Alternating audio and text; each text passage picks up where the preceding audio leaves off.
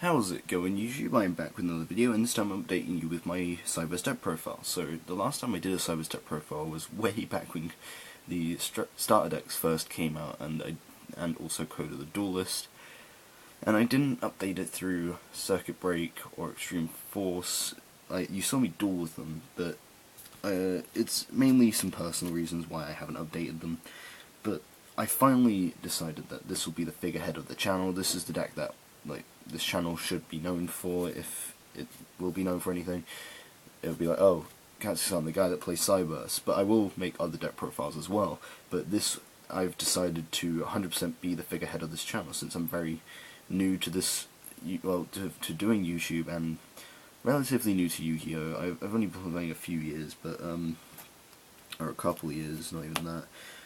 And Cyberse is relatively new, and I love Yusaku now, especially after Season 1, well, the first season of Vrains is now done, and we're now in the second season. I'm really looking forward to it, actually.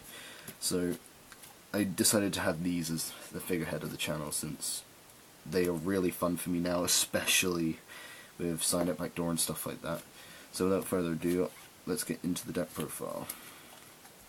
So, starting off in the deck, run 3 Balancer Lord. Now, this is the only monster that I run 3 of in the deck now, because you just want to see him as much as you possibly can. So, once a turn you can pay 1,000 life points and normal summon another Cyberse during your main phase. So, it's just double summon, but better. And also, when this card is banished, you get to special summon level 4 or lower monster from your hand, and you can only use both of the effects once per turn, but you can use both in the same turn, which is why he's amazing. So next, run 2 Draconet now, since I was running 3 Draconet, but through tests, drawing 2 of this is just awful, and you never want to see too many of him. But when I put him down to 2, I see him when I need to see him. He's useful when I see him, but I've actually found the other Cyberse support more useful than Draconet. When the next starter deck comes out, or even more support, I might be bumping down Draconet to 1, depending on what the new support in Flames of Destruction is, but when the starter deck comes out, or not starter deck, but the new structure deck comes out, I'm definitely putting 1 of this in, because I'm putting 3 Lady Debugger in.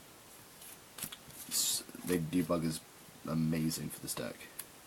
But because I'm running 2 Draconet, this might seem a bit odd. I run 2 Digitron and 2 Bitron. And it's like, what, you only run 2 Draconet, why are you running double the amount of normals? It's because even if you draw multiple normals in hand, they can still get out of your hand easily in this deck because of Link Spider and other things. And in general, it's a level 2, increasing the amount of targets for Bit Trooper. So I run 4, and it's not actually screwed me over at all. I generally like seeing the normals in this deck, so that's why I run 2 of each. Next, I run 2 Backup Secretary. Now, I was running 3 because it's a special summon, but then seeing too much of her, she's once per turn, again like Draconet, so running 2 is fine. I don't know if I'll bump her down to 1 when Lady Debug comes out. Probably will, because it's searchable by her. So until then, run 2, I'd say, because it's probably the better option.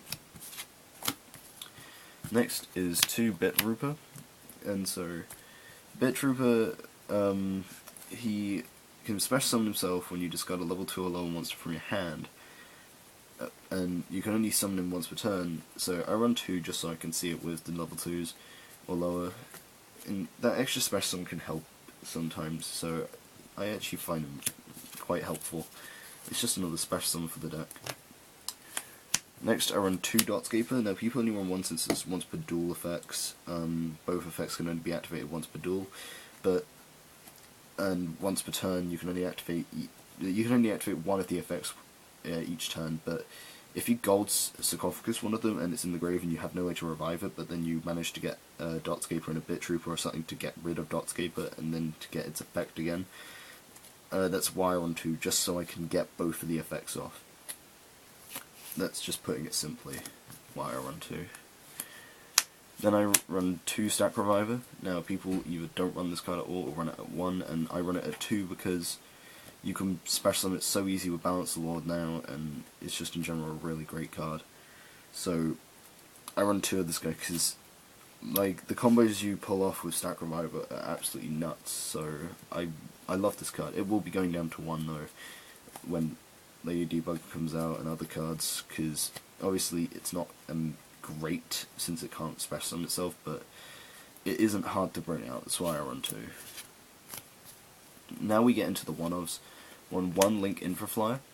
This card can special summon itself from the hand to a zone the Link monster points to, and you can only summon it once per turn this way. Pretty useful, see it when you need it. 1 Backlinker. I was running 3 of this because it's just incredibly useful, then I realised turn 1 it's like, oh, ow. But can special summon itself when your opponent controls a monster in the extra monster zone and you do not. You contribute this card and then reset the extra monster zones by bouncing the monsters in the extra monster zone back to the extra, but you cannot summon anything from the extra for the rest of the turn. So you can get some problematic stuff out the way, but I put them down to 1 because you see it when you need it. I think that's basically the whole reason I run the things I do. Another one that you see it when you need it is 1 Striping Partner.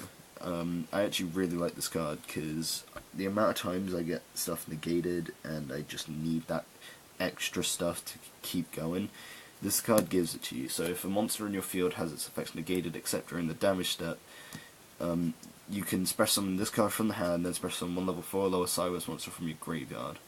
And you can use this effect once per turn, but this card just lets you get that little comeback after things get negated. So it's been extremely useful, and I actually really like this card. Next I run 1 Rom Claudia and 1 Ram Claudia. Now, people run either 2 and 1 or like 2 and 2 and stuff like that. They run a lot of these 2 cards, but I've found a problem with them. Yeah, they contribute something and get it out the grave, but if you open them before you even have anything worth in the grave, it's just bad. Rom is a bit better because when she's destroyed, gets to special summon a Cyberse from the deck, level 4 lower Cyberse from the deck, but they both are situational, and I'd rather get the cards, like the cards that I run, I'd rather get those than these. But again, you see them when you need them, and I don't see any more reason to run more of them. In my personal opinion, you can, but I just don't see why. They've just become very bricky when I run more of them. Then I want 1 Link Slayer. Since situational, if you control no monsters, you can special summon it. It's easier to summon most of the time, but then if you've got like scapegoat tokens, which has happened a couple of times, you just can't bring this guy out, and that's why I don't want to see multiples of him. So I run 1. He can help sometimes. And the final Cyberse monster is 1 Boot Stagard. I find him easier to summon Link Slayer because you normal all the time in Cyberse. It's the first thing you do, and so I always summon this guy. But again, you don't want to see multiples. Basically, when you normal summon a monster, a Cyberse monster, you can special summon him from the hand, and if he does damage to an opponent, he can special summon a token that's Cyberse level 1 to your field. So he can make extra monsters as well if you like sign it backdoor it. And the final monster of the deck is Blackluster Soldier Envoy at the beginning. And I was running this guy at 2, but then seeing again multiples of him is kind of horrible. But Blackluster Soldier is actually really good in the deck, and I don't know if I would ever take him out for the sole reason of the fact that if you banish Balance Law from Graveyard, you then just continue more plays, and I've generally unbricked myself with BLS. And I just like that synergy that this guy has. Plus he's a boss monster, so I actually really like running BLS. 25 monsters, I believe. Next is the spells. On 3, sign it backdoor, because this card is amazing. You banish 1 Cyberse monster you control and add 1 Cyberse monster from your deck to your hand with attack who's equal to the monster you banish or less. And then the monster returns the next turn and can attack directly. So it can dodge things, it can save your cards, it can reset Firewall's effect. So it's by far the best support we got for Cyberse so far, and I love it. There's a really cool combo I found out you could do, and I did this on accident, but if you're in your draw phase and then you activate this and target one of your Cyberse monsters, it'll banish, you get search, and then that Cyberse monster will come back on the same turn's standby phase, because technically that is the next standby phase, and I did this accidentally, was like, oh my word, this card's amazing, and fell in love with the card even more. Next is 3 gold Sarcophagus. I don't have a third Ultra, it's annoying, but yeah, this card is just really good, because you banish the banish effect, you banish your Balance Lord, then you get a summon because of it. You banish Dotscaper, it summons itself, or you can just banish a card you need, but you mainly do it for that, and it just helps continue plays. Next I run 3 Mind Control, and this is a card that I wasn't running before, but now I'm so glad I run it, because I know it's not good going first card, but you can just take problematic things, or like get out a negate. Say if your opponent has a negation on the board, and you can mind control it, and they'll have to negate it if you steal their negation, and then you're just free to do whatever the hell you want. And this card has generally been amazing for me, because you can link off cards that you take with this card, and it just in general just gets over problematic monsters, making it so much easier to do OTKs in the deck and stuff like that, and I'm so glad I put this in. I love seeing this card, that's why I put it at 3, and it's not actually screwed me in any way. Even if I went first, it's just like, oh, next turn I will be able to do stuff with it. And so, I love that card in the deck now. Next is 3 Scapegoat. I just want to see this card all the damn time. It's amazing. Please, Konami, leave this card alone. It's not overly busted, it's just good. Because if you play it right, you can just get so many link summons off. So, Konami, if you're going to touch it, just at least leave us with 2. Even if it was at 1, I'd still run it, but I run 3 right now because you just want to see it. It can save your life, it can make your boards insane, and it's just such a good card.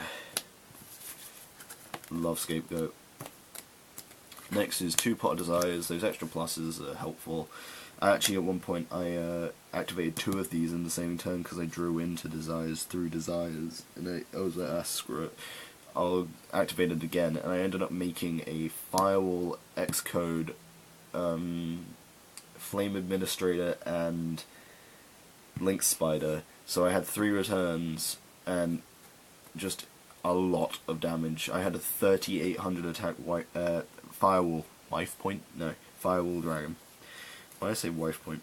But Firewall Dragon. I had a 3800 attack Firewall Dragon, and just in general, the pluses are amazing. What else can I say? The final card in the deck is Soul Charge. Now, I was debating Monster Reborn or Soul Charge, because Monster Reborn you can activate it whenever, but Soul Charge you can't, plus you lose your battle phase, but if you open this first turn, it's better than Monster Reborn because you get more monsters back. And so, I don't know. You guys either play Soul Charge or play Monster Reborn.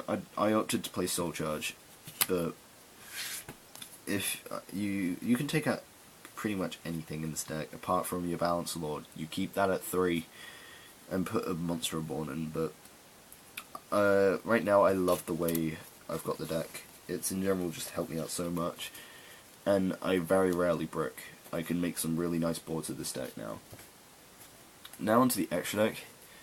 And the extra deck is probably more budget than what it was before. Firewall is still pricey. Yeah, I still have my Japanese one, but the problem is I wasn't actually allowed to use this. I turned up to my locals, and I was like, oh, could I use my Japanese Firewall? And they're like, no, because the translation's different, and plus the weight of the card. The Japanese cards are lighter, and they didn't allow me to use this.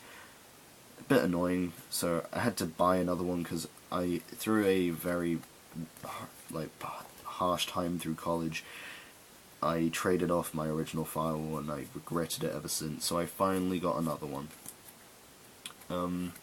So to start off the extra though is 3 Link Spider. I was running Secure Gardener to try and save life points, but I was finding I was always left with like one token off a scapegoat, and I needed that extra effect monster to make a better link monster.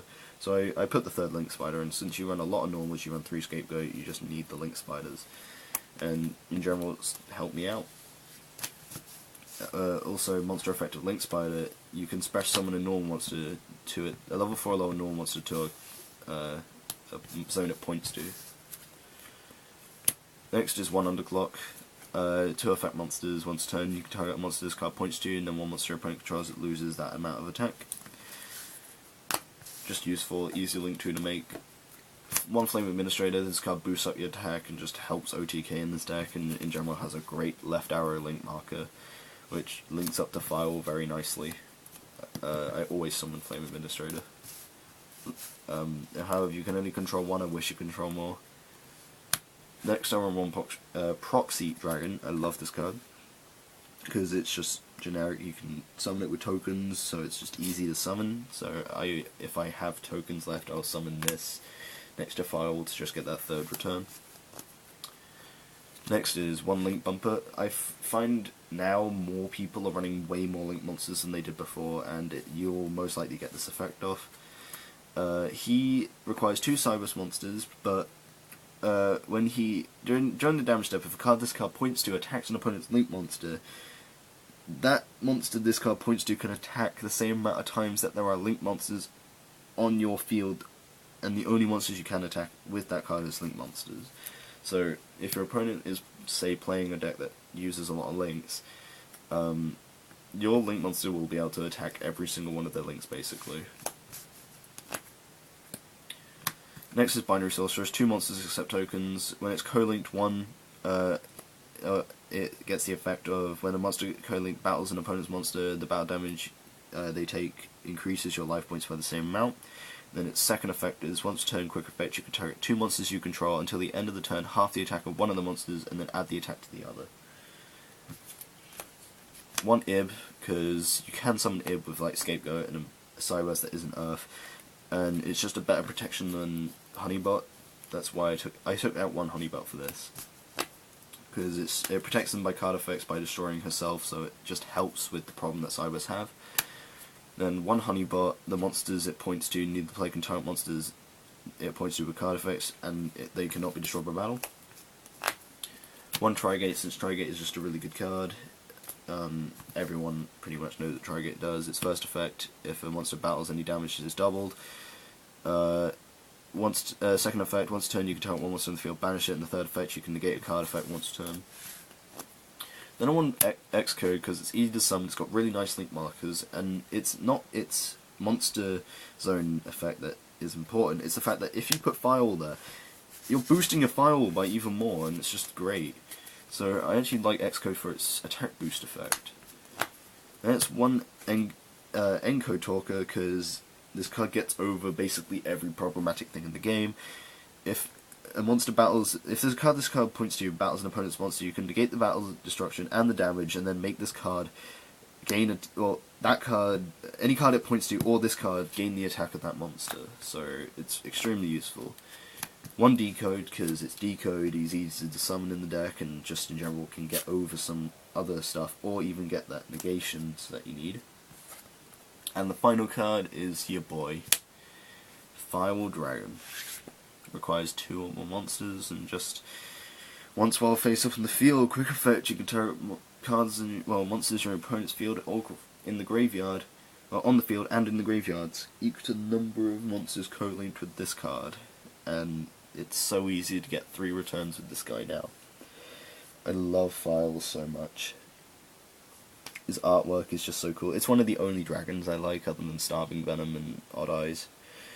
But I just love Firewall Dragon so much. It's what made me want to play Cyberse in the first place. Plus, Cyberse, the deck that I described that I wanted Konami to make, and I described to my friend Tai how I wanted the deck to look when I saw Yusaku, and it was exactly what I wanted. And also, if a monster leaves this card's link marker, you can special summon a monster from the hand. So that has been my Cyberse deck profile. I hope you guys enjoyed. It's much better than the last, I'd say. I hope you guys try it out, and I hope you guys stick around for more videos, and I'll see you guys in the next video.